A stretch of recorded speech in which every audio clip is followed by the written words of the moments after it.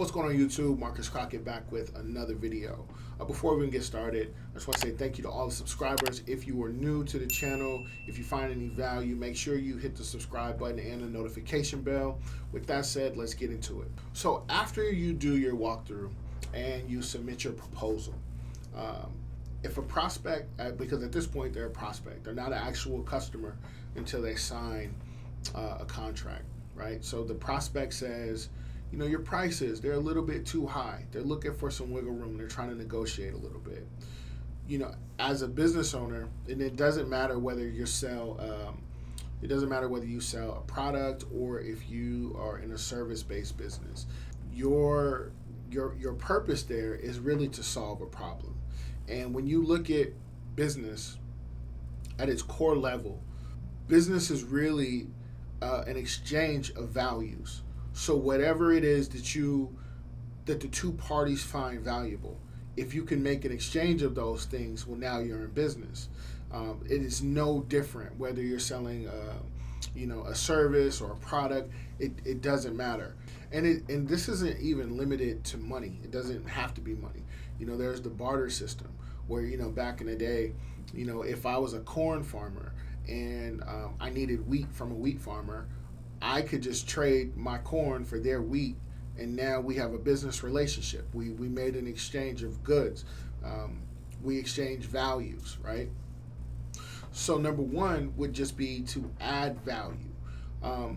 Look at Amazon. When Amazon first started, they were selling books in a garage, right? Used books, and now they went online and they started selling these Kindle e-readers, and now it's to the point where Amazon is the world's largest marketplace because they add so much value. They're able to bring so much value to its consumers that's the reason why they're in the position that they're in. Is simply just by adding valuable, becoming valuable in the eyes of the customer.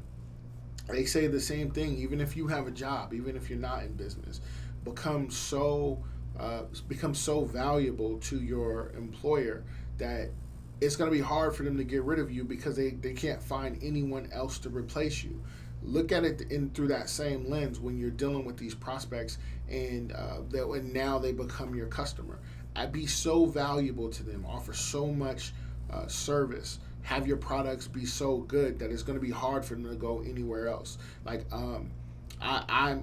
it's not that I'm an Apple person, but Apple's products work well for me. I have Apple everything, and I can't get out of the ecosystem now. Like I got an Apple Watch, Apple phones, iPads, MacBooks, iMacs, like the whole thing, because their products add value to my life, right? I'm in that ecosystem. So the number one thing would really just be to go in and add value. How do you add value when you're talking about commercial cleaning? Well, or any type of cleaning.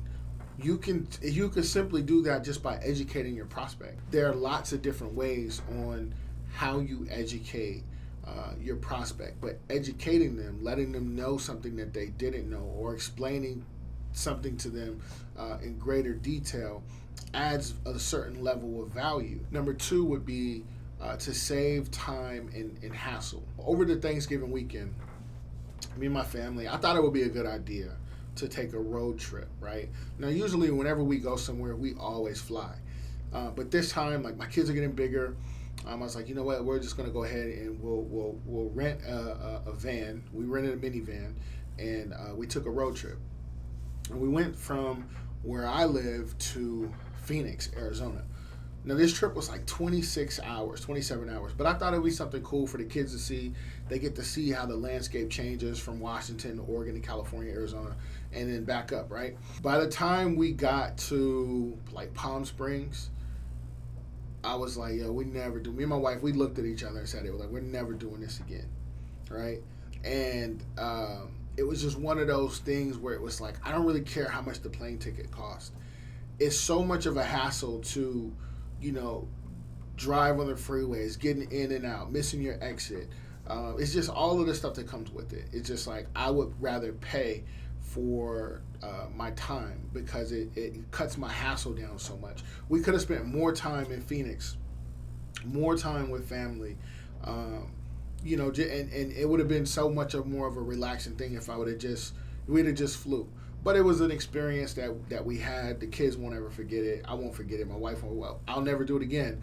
But you know, it was something that we did. It's something that I learned from, and now we're going to move forward, right? But when you're dealing with the customer, your job again is to just be is really to solve problems and to cut their hassle down. Your customer is relying on you to give them peace of mind, knowing that Monday morning when they come in and open the doors that the office was clean, and it becomes a hassle to them if it's not clean, and now they got to reach out to you, and now they have to email you, and now they may even have to start looking for another company to come in and do what you originally said that you would do.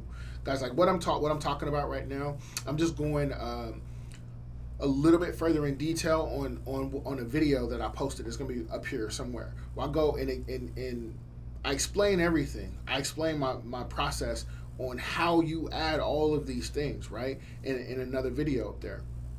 But saving them hassle. They don't want to come in after their weekend and deal with missed garbages or dust or whatever, right? That's up to you to have your systems in place so that those things don't happen. And the last one would be getting results. When you go and you do your walkthroughs and you're asking certain questions, and the customer is the prospect at that point, and they're giving you their answers and they're letting you know some of their pain points, it doesn't make sense for them or for you to now make them a customer and they're still having those same.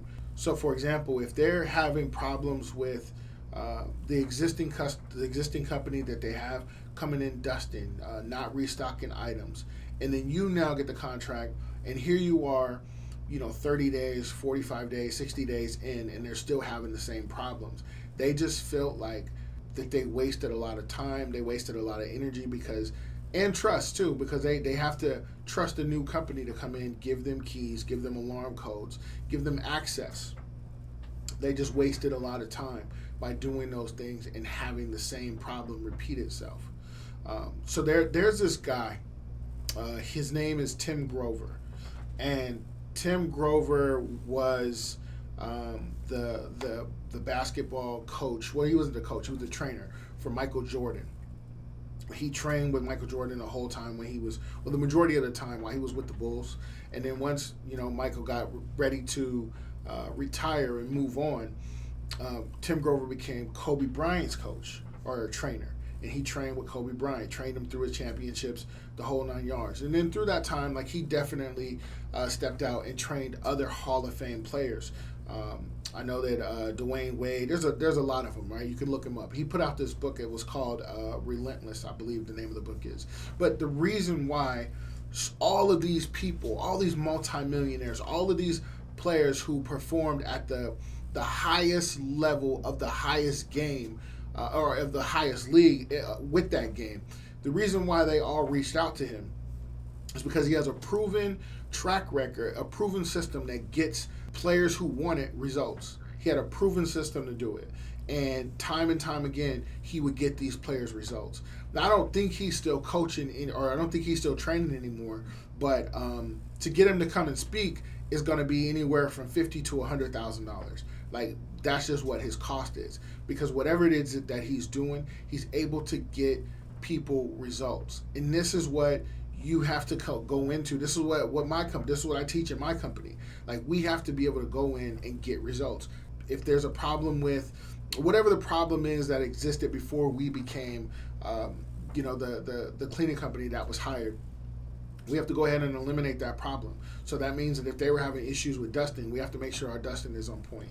If they were having problems with vacuuming, then my staff needs to make sure that the vacuuming is on point. And I realize that no one is perfect, but we have systems in place to make sure that when the customer comes in the next day, they don't care if we had our worst person that was vacuum, as long as the problem was fixed and that they're going to get the results that that I promised them that they would get, right? Do we get it right all the time? All the time we don't get it right, but at about 95 to 98% of the time we our stuff is pretty much on point. So guys, that was it for this video. If you have any questions, comments, or concerns, go ahead and leave me a comment. If anything was unclear, leave me a comment. I respond to all the comments. Guys, in the game of business, spectators are going to watch, hustlers will win. I'm always dropping jewels. Make sure you're in position to pick them up. You do that by liking, commenting, and subscribing. Once again, my name is Marcus Crockett. I'll catch you in the next one. Peace.